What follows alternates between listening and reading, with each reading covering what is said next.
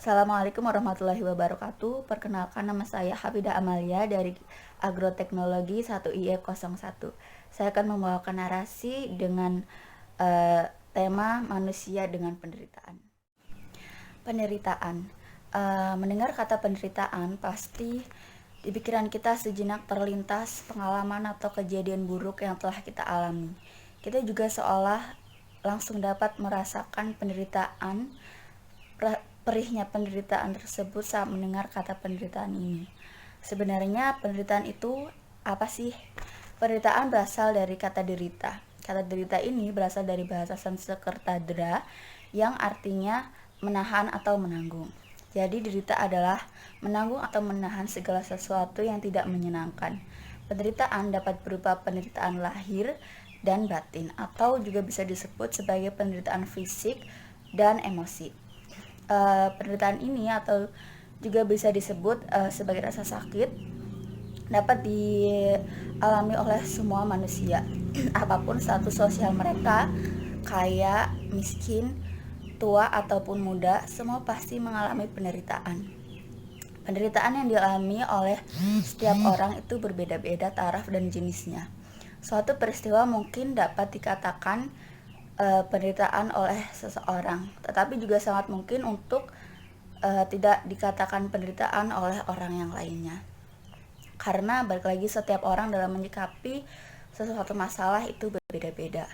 Kita mungkin bertanya-tanya, kenapa sih bisa ada penderitaan? Apakah ada hal baik di balik penderitaan tersebut? Kok rasanya sulit sekali, susah sekali? Rasa-rasanya Tuhan tidak adil memberikan penderitaan tersebut kepada kita. Nah, untuk menjawab pertanyaan tersebut, kita yakin kita mengetahui kalimat ada hal baik di setiap kejadian atau ada hikmahnya. Nah, penderitaan ini terjadi salah satunya adalah agar kita dapat mengambil pelajaran hidup yang dapat membuat kita menjadi pribadi yang lebih kuat. Ada sebuah cerita dari seorang penulis yang bernama Glennon Doyle Melton. Beliau pernah berkata, penderitaan adalah seperti profesor yang berkeliling dan mengetuk pintu-pintu rumah setiap orang.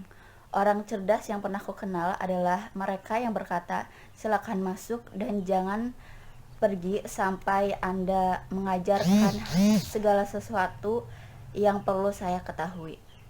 Belajar dari hal tersebut, rasa sakit ini sebenarnya adalah sebuah fase pembelajaran yang bisa mendorong kita untuk meraih kekuatan yang lebih. Nah, sebenarnya bagaimana sikap kita saja dalam menghadapi penderitaan ini? Saat tertimpa penderitaan, sulit untuk orang bisa berpikir positif. Manusia cenderung terlalu melebur dalam emosi yang berlarut-larut dan sulit untuk melepaskan emosi atau rasa kesedihan. Padahal ada baiknya jika kita memahami dulu sebenarnya apa yang sedang terjadi kepada diri kita. Yang pertama adalah mengenali perasaan.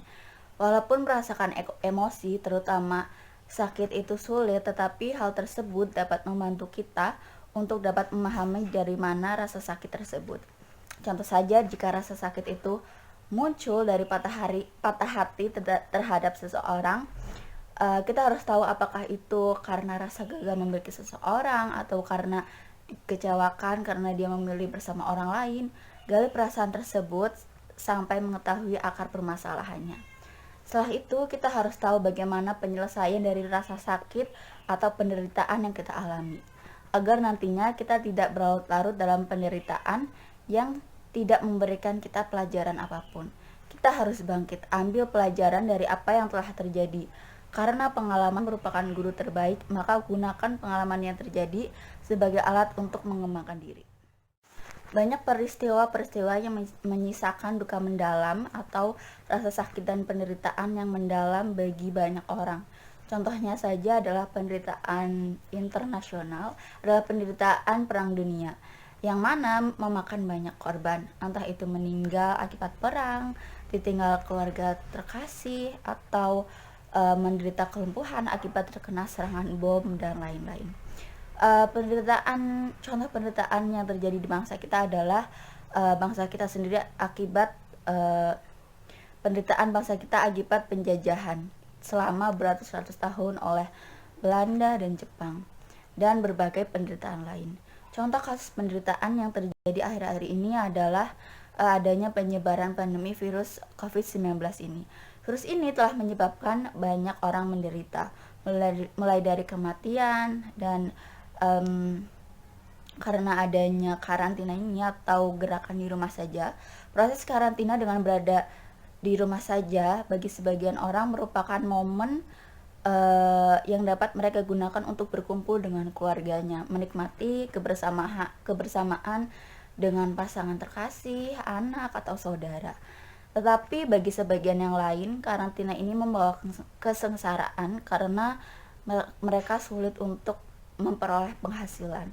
Bagi orang-orang dengan yang ekonomi rendah, keluar rumah untuk mencari sesuap nasi saja sudah susah. Apalagi harus di rumah saja, bagaimana mereka bisa mendapatkan penghasilan? Mau tidak mau, mereka para tulang punggung keluarga membanting tulang di tengah bahayanya penyebaran virus ini. Apapun mereka lakukan demi anak-anaknya agar bisa bertahan hidup. Semua orang di dunia ini pasti mengalami penderitaan. Hal tersebut alangkah baiknya harus kita sikapi dengan baik, agar apa yang telah terjadi dapat menjadikan kita menjadi pribadi yang lebih kuat. Terima kasih.